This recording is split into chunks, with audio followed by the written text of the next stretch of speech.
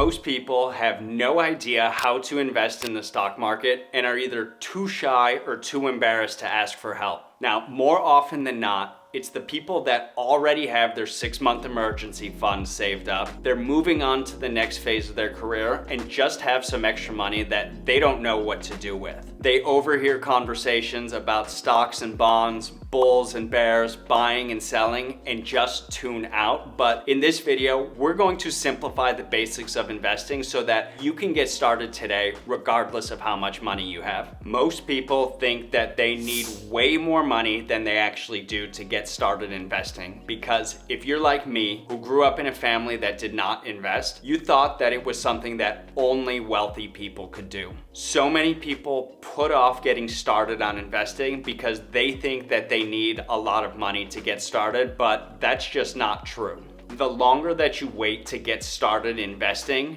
means that you're missing out on years of marching towards your financial goals quicker. And it's just frustrating to not be making the progress that you think that you should to get towards your financial goals. The reality is that you don't need a fortune to get started investing, and you can even do it with $5 or $10 by buying fractional shares by downloading an investment platform like Robinhood or Fidelity to just get started. The important thing is to get started with the habit of investing rather than the total dollar amount, because it's the habit that's going to be important towards getting you towards your financial goals. Most people build significant wealth over a long period of time. Warren Buffett is one of the wealthiest people in the world with a net worth of more than $100 billion, but he didn't make his first $1 billion until he was 56 years old, which shows that so many people underestimate the impacts of compound interest. Every year that you delay getting started investing is a year of potential growth that you're missing out on. And it can be disappointing to realize and calculate what it is that you're missing out on. But in 1 year, you're gonna wish that you started today. Would you rather have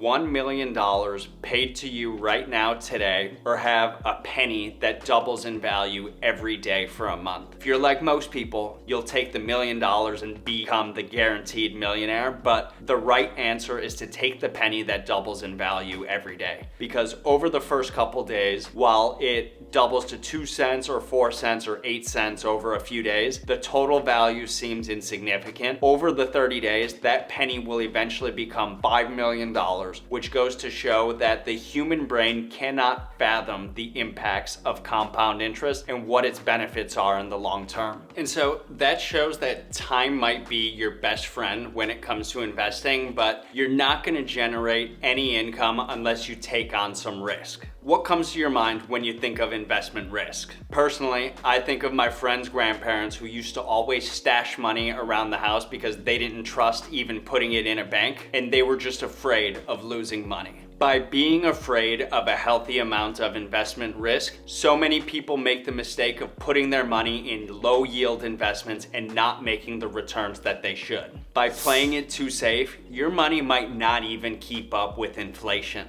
And it's scary to think about losing money, but we're all seeing now how a dollar today doesn't even buy the same amount of eggs that it did a year ago. And so the question is, what is some risk that's necessary for financial growth? The way that you manage risk is through diversification and long-term thinking. If you put all of your money into one stock like Tesla, then you need to ride the roller coaster of one stock's price over time. But if you put half of your money into Tesla and half of it into Walmart, then your risk is split in two across 2 different companies. And so it's even better to have your money spread across 3 or 4 different companies, so that if any one company takes a nosedive, then you're still protected because hopefully the other 3 are doing better. If you can embrace calculated risk, then you're opening yourself up to investment returns over the long run. But it's almost impossible to pick the right 3 or 4 stocks to invest in, even if you're a professional. So how do you know which ones to pick?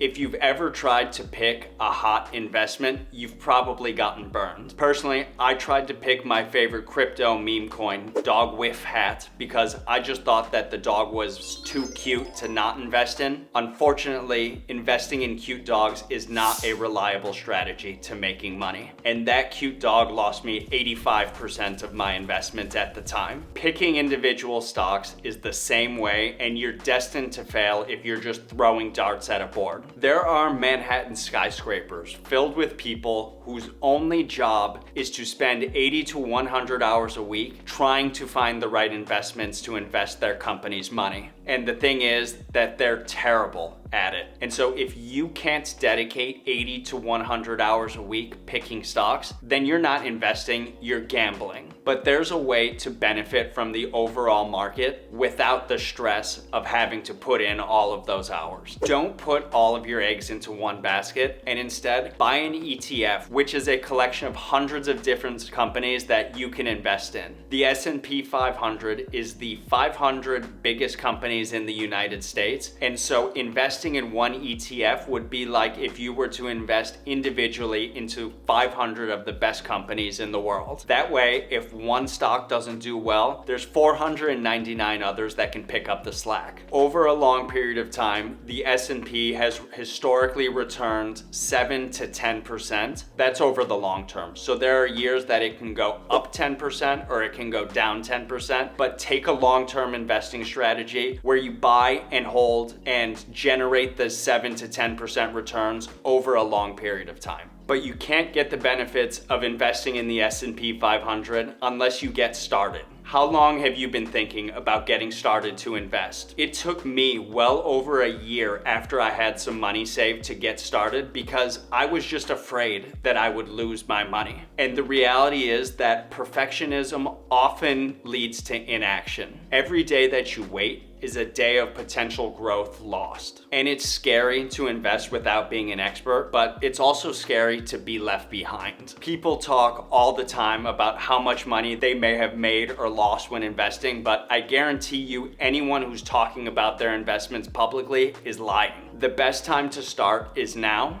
So open a brokerage account and put a small amount in and get started investing in the broad market today. Because by investing now, you're investing in your financial future.